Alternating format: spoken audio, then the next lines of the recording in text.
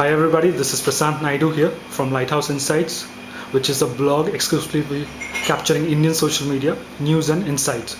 Today we have Samir. Samir is the president of Shop Socially, and without doing much of late, we'll ask our first question to Samir to give a bit of introduction about himself and what's keeping him busy these days. So to introduce myself, this is now my fifth startup. I have been doing multiple startups in different domains. My first startup was actually in the semiconductor space that got bought by Lattice Semiconductor. Then we founded an online identity management company called Avongo that we sold to AOL. And after that, I founded another company called InGut, which was bought by Synopsys. After that, I founded Airtight Networks, which is also based in Pune. And after that, this is my fifth startup now. So Shop Socially is in the business of embedding rich social experiences on websites and embedding it in a way such that it increases conversion, sales, and brand amplification. So that's basically what Shop Socially does. And that is what is keeping me busy these days. Thanks, Samir. Let's move on to the second question. And that's a very interesting question. It's about social commerce, right? I would love to know about what your thoughts on social commerce and how Shop Social is, filling the gap and doing well in this sector. Sure. So what does social commerce mean? It means different things to different people.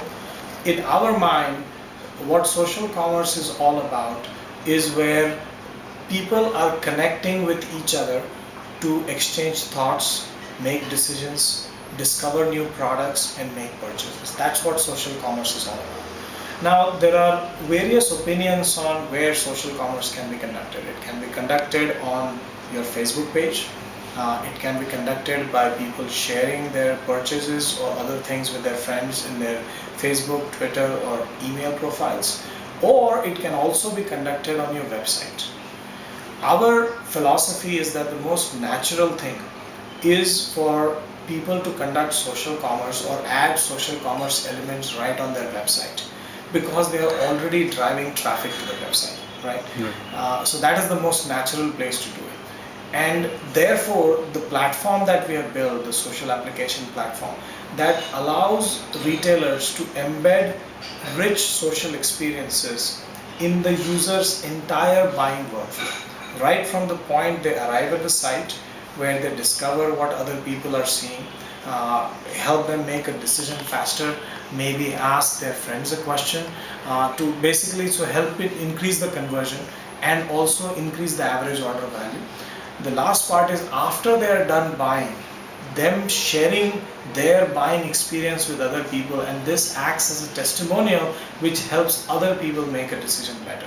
So if you look at the whole virtuous cycle of buying, we actually embed social experiences in the entire cycle, and that in our mind is what social commerce is. Thanks, Samir.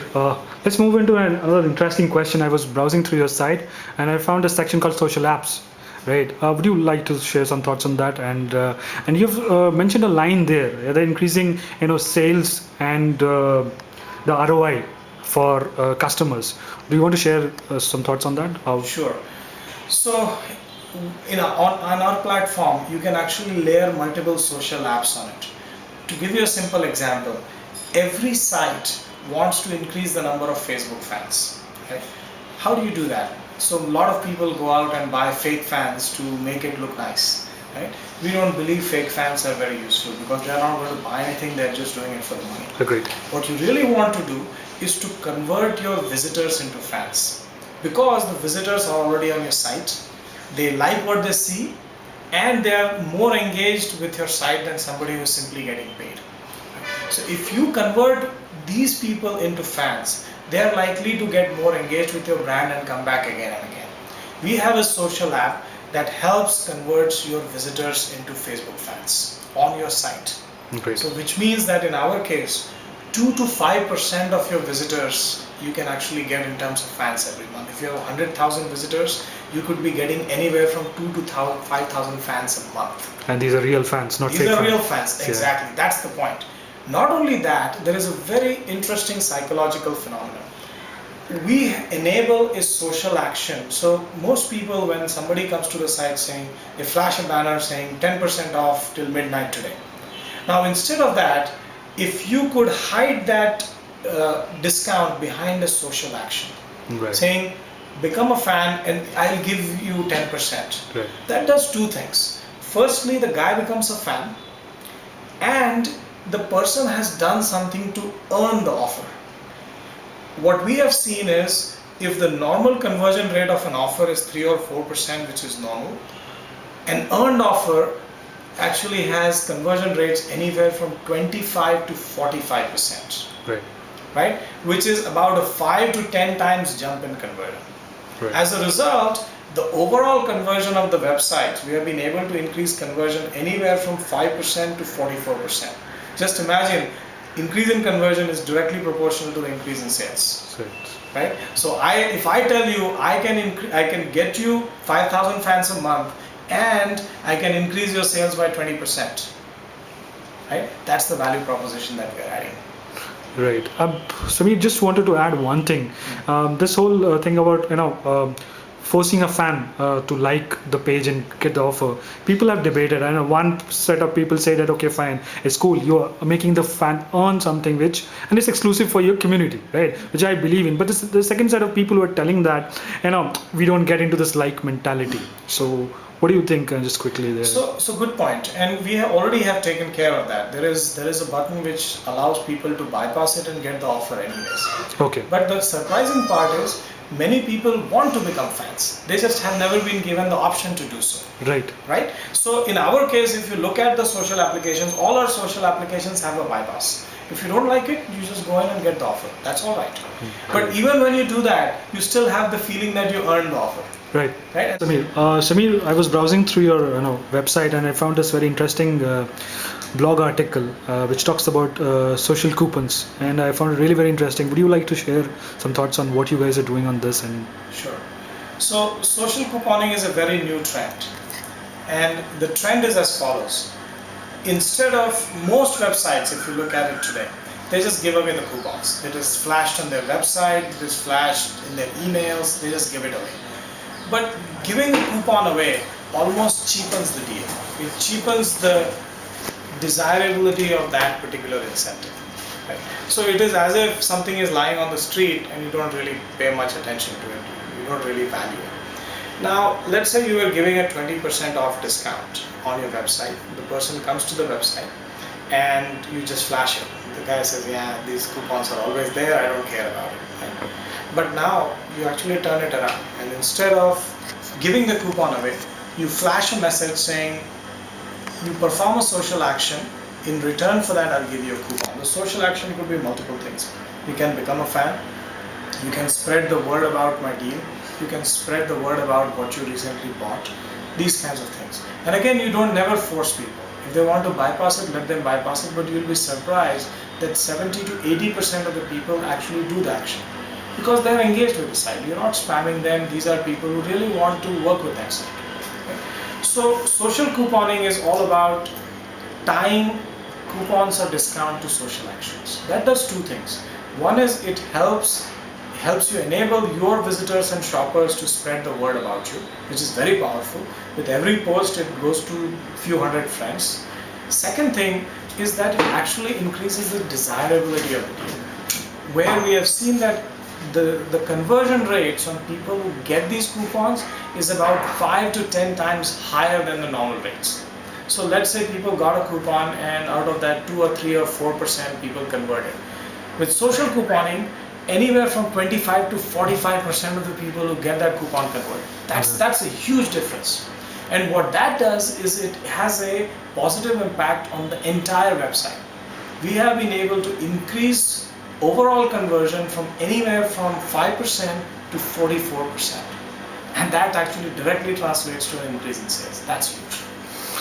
Great, Samir. That's really good to hear that. But when we talk about commerce and when we talk about social media, there's something people are we had recent incidents in Facebook commerce.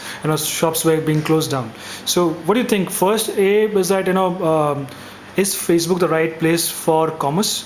And second, do you think Facebook will come back because we have recent news of shops being closed online? So what are your thoughts on that?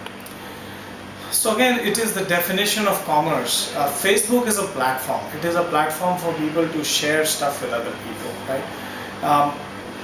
Shops on Facebook was a concept that actually was a huge wave. But think about it. Retailers are spending a lot of money trying to draw visitors to their site. They're paying Google, they're paying affiliates, they're paying all these guys. Now you're telling me I have to draw some of my visitors to my website, and I also have to draw some visitors to my Facebook page, right? Now that doesn't make any sense, because I'm going to direct all my energies in one place, which is my website.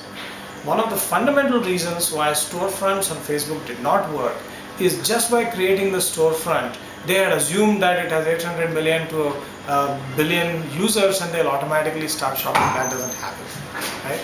You have to drive traffic to that store. And that didn't happen. You can't drive traffic automatically. Either you have to place ads on Facebook, again you have to spend money. You have to place ads on Google, again you have to spend money. Why would you send them to a Facebook page when you can send them to your website? Right. That's one of the reasons why these things fail. However, that does not mean that social commerce is not interesting. I'll give you another example. There is a company called Fab.com. In fact, they have a development office in Pune. Right? 40% of their traffic is coming from social discovery. 40%. That's huge.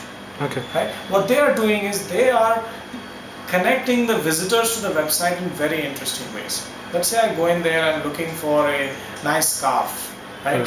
Now I tell you, with this scarf, would you also like to consider this sweater? See, this other guy has just liked it. So by creating social discovery, you're making suggestions, you're making people discover other products, and that increases conversion, increases trust in the brand, and finally increases the amount of stuff that a person buys. So from our perspective, social commerce, this is just the beginning. People are going to get connected in some very interesting ways, and we are actually doing something about it. If you look at our suite of products, there is a product called Shopping Community, where all the social actions from the entire site get accumulated in one place, and people can see different views based on which page they're on. Great. That's interesting. I mean, Samir, I have seen that you guys are more focused on the US market. How's the Indian market treated you guys, let's say that, and how has it behaved? Do you think it's growing, or if you can, it would be lovely if you can share some case studies which you've implemented in India. Sure. So we have not really focused on the Indian market by choice for now. That does not mean that the same theory does not apply to the Indian markets. We are a very small company. Right now we are focused on taking a select set of customers in select geographies and making them very, very successful. To give you examples, companies like Ritz Camera, they have seen a 3x jump in sales through viral offer sharing. Other companies have seen 44% jump in conversion. One company actually doubled the number of Facebook fans within 1 month. These are the kinds of things that we want to start building before we enter different markets in a big way. So that's the reason why we have not entered the Indian market in a big way right now. Simply because of focus that we want to achieve in the US markets. And once we are successful there, we'll actually take it to markets worldwide. Good to hear that, Samir. And finally, Samir, would you love to share Shop Socially's social profiles, your social profile, so that fans can connect you to later? Sure. So if you want to go on Facebook, it is facebook.com/shopsocially. If you want to go on Twitter, the Twitter handle is @shopsocially. Wow, that's great. Thanks, Samir, for talking to us. All the best for Shop Socially, and you have a great flight to US. So Wonderful. take care. Thank you very much. Thank you very much. Bye-bye.